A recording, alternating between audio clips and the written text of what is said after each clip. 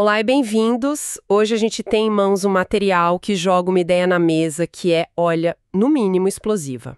Para dizer o mínimo.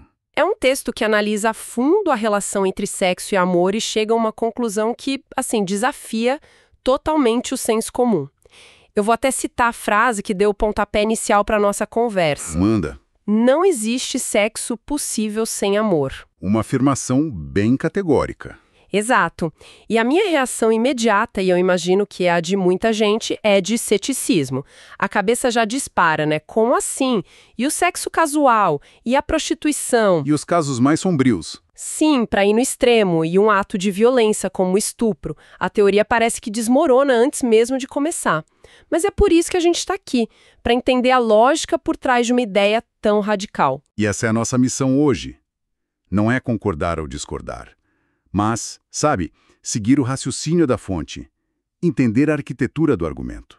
E ele é bem construído, viu? Ah, é? Para explicar essas contradições que você falou, o texto apresenta uma chave, uma espécie de curto-circuito que pode acontecer dentro da gente. É uma fratura entre o que o nosso corpo busca e o que a nossa mente consciente aceita.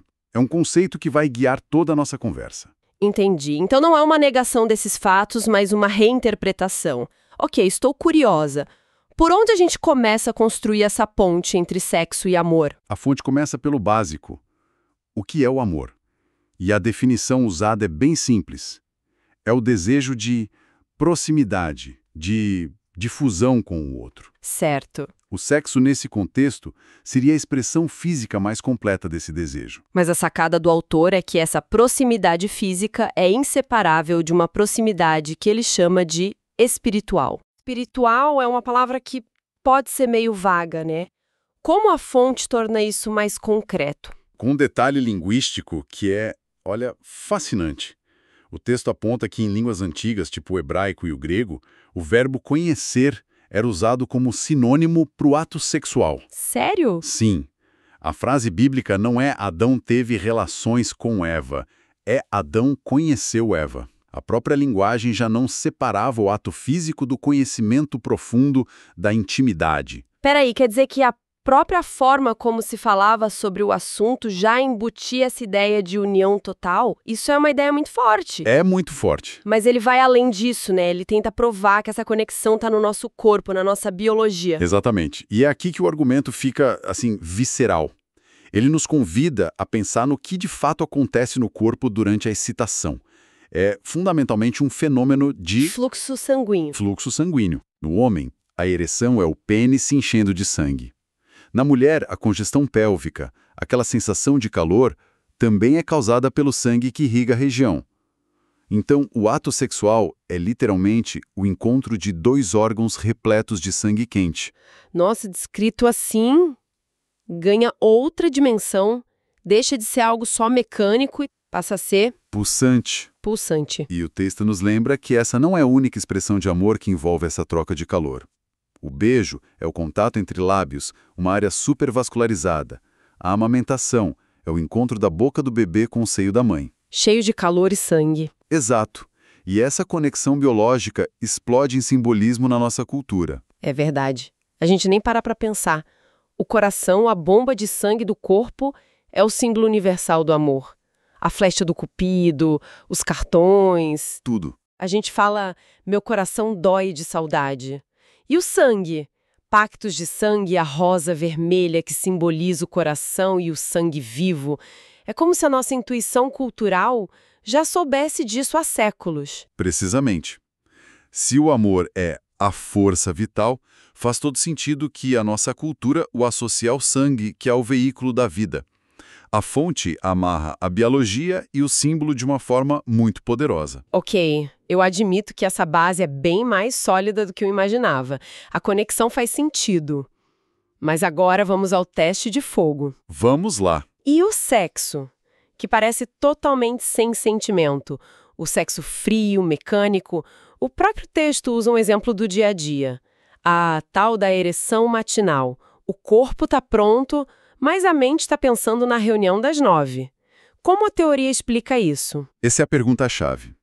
E a resposta do autor é o conceito central que a gente falou no início. dissociação. Dissociação. Ele argumenta que o pênis não está frio, pelo contrário, está quente, cheio de sangue. O que está fria é a mente consciente, que está desconectada daquele processo. Ah! É o exemplo perfeito de uma cisão. O impulso biológico do amor sexual, como ele define, está ativo no corpo, mas a consciência não reconhece, está em outro lugar. O desejo está lá, mas está inconsciente. Então, a ausência de sentimento não seria a prova da ausência de amor, mas sim a prova de uma desconexão interna. Exatamente essa lógica. E para isso não ficar só na teoria, a fonte traz 2 exemplos humanos que são como o dia e a noite. Um é do cinema, o outro da vida real. E quais são? O primeiro é a personagem Suzy Wong, uma prostituta do cinema clássico. Ela tinha uma frase famosa: Qual era? "Eu entrego o meu corpo, mas não o meu coração." Nossa. Isso é uma dissociação consciente, deliberada. Uma estratégia de sobrevivência. O corpo está lá, mas o eu dela se retira para um lugar seguro. Uma armadura emocional, faz sentido. E o outro exemplo? O outro é a história de um paciente do autor. É um relato muito poderoso. Esse homem diz que, por anos, a vida sexual dele era funcional, mas vazia. Ele só teve uma única experiência que descreveu como estática. E ela aconteceu depois de um momento de vulnerabilidade total com a namorada. Vulnerabilidade. Ele desabou, chorou nos braços dela, disse o quanto o amava, o quanto temia perdê-la.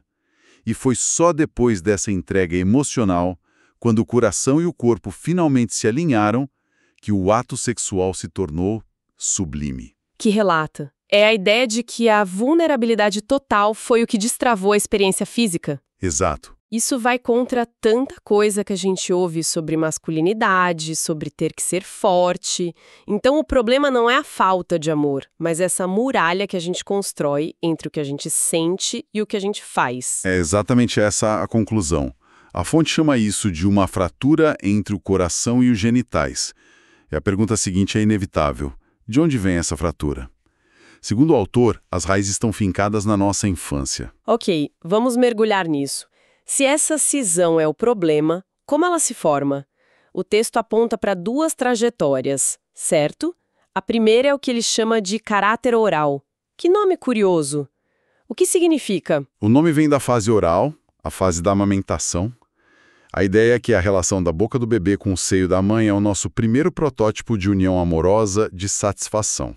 O caráter oral se forma quando essa necessidade de contato, de calor, de afeto é frustrada.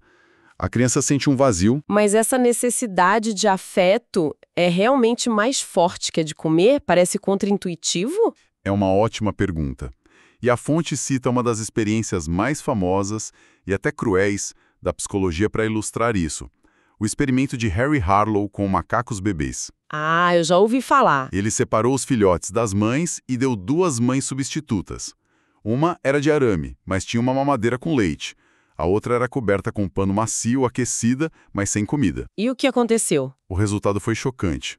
Os macaquinhos passavam quase o dia todo agarrados na mãe de pano, buscando conforto. Eles só iam para a mãe de arame quando a forma era insuportável. Comiam rápido e voltavam correndo para o aconchego. Caramba! A necessidade de contato superava a de alimento. E o mais trágico é o efeito a longo prazo. Quando adultos, esses macacos eram socialmente disfuncionais, incapazes de acasalar. A sexualidade deles foi destruída pela falta de amor na infância. Que terrível! E poderoso. E como isso se manifesta no adulto com esse caráter oral? O adulto carrega aquele vazio, uma necessidade dependente de ser cuidado. O impulso amoroso dele fica dividido. Uma parte do desejo vai para os genitais, mas outra parte fica presa na oralidade, na boca. Ele busca no sexo não a entrega do amor, mas o recebimento de amor e segurança, tentando preencher aquele buraco. Entendi. A genitalidade adulta fica a serviço da necessidade oral infantil. E qual é o segundo perfil? O caráter rígido? A origem do caráter rígido é quase o oposto. Não nasce da falta, mas da proibição. É o resultado de pais muito severos que reprimem a sexualidade natural da criança. A curiosidade, os toques... Ah, o famoso, isso é feio, não pode. Exatamente. A criança aprende que seus impulsos sexuais são maus e, para não perder o amor dos pais, ela os reprime. E, junto com eles, reprime a raiva que sente. Ela se torna a criança boazinha. Isso. E para conseguir reprimir, ela desenvolve o que o autor chama de uma armadura muscular e psicológica. O corpo fica tenso, a coluna ereta, a mandíbula travada. É uma rigidez que a protege, mas que a separa do próprio corpo e dos sentimentos. Isso é fascinante.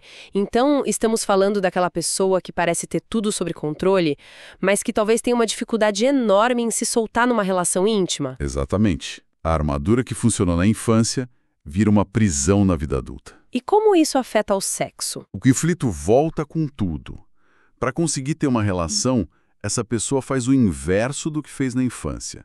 Ela precisa reprimir os sentimentos de amor para permitir que a sexualidade proibida se manifeste. Ou ela sente amor, ou ela sente desejo. Os dois juntos, dentro daquela armadura, parecem uma ameaça.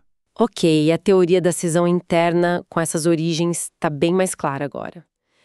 Mas, sinceramente, ainda estou presa naquelas perguntas do começo. Nos casos extremos. Sim. Como essa ideia de um amor distorcido se aplica a alguém que paga por sexo?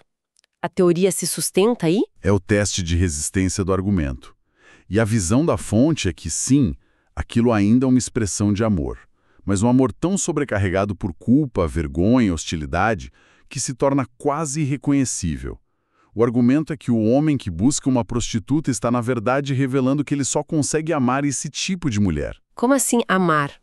Isso soa muito estranho. A lógica é a seguinte: o status dela como uma pária, alguém fora do seu círculo, permite que ele expresse um desejo que ele não consegue integrar a um relacionamento com uma parceira respeitável.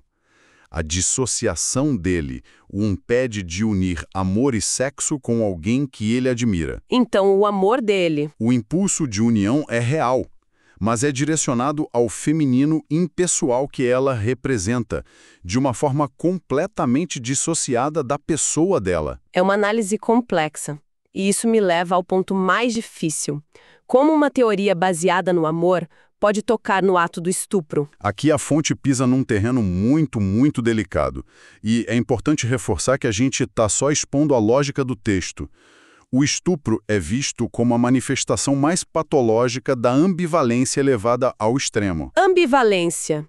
A coexistência de sentimentos opostos. Isso, como amor e ódio pela mesma pessoa. Amor e ódio, no estupro. Na visão dessa teoria, sim, mas de uma forma completamente destrutiva. O elemento do amor, no sentido do impulso biológico de união, forneceria o conteúdo sexual do ato. O desejo, a ereção. No entanto, esse impulso está fundido a um ódio imenso. E é o ódio que nega o prazer e a ternura, transformando o que seria a união num ato de puro sadismo. Uma tentativa de destruir a outra pessoa. Exato. É a união perversa do desejo sexual com o desejo de aniquilar. Uau! É uma forma sombria e perturbadora de olhar para isso, mas que se mantém dentro da lógica construída até aqui. Então, no fim das contas, o que a fonte está nos dizendo? A ideia central é que o sexo é sempre, em sua essência, uma expressão do amor, entendido como esse impulso de união. A grande questão não é se o amor está presente, mas como ele está presente. Se é uma expressão saudável, integrada, ou se ela está fragmentada, distorcida e envenenada por conflitos. E a conclusão do autor é que a satisfação plena, o que ele chama de realização orgástica, só é possível quando essa armadura cai, quando há uma entrega total de si mesmo, unindo coração e genitais no mesmo ato. Exatamente, e tem uma citação final de um paciente no texto que amarra isso de um jeito brilhante de tão simples. Ele diz: um homem não pode amar uma mulher a menos que ame as mulheres. O que isso quer dizer? Quer dizer que o amor maduro, pessoal, por uma pessoa específica, só pode nascer de um sentimento positivo geral pelo outro sexo. É o que conecta o impulso biológico, que é mais difuso, à escolha consciente do adulto. Primeiro você aprende a amar o feminino ou o masculino, para depois conseguir amar de verdade uma pessoa. É uma jornada em tanto. Começamos com uma frase que parecia absurda e chegamos a uma teoria complexa e, de certa forma, coesa. O autor passa o texto inteiro provando que o sexo é uma expressão do amor, mas no último parágrafo ele lança uma pergunta que vira tudo de ponta cabeça. É a provocação final. Depois de todo esse esforço para subordinar o sexo ao amor, ele pergunta: pode-se demonstrar que o amor é uma manifestação da sexualidade? O que muda tudo. Muda toda a perspectiva.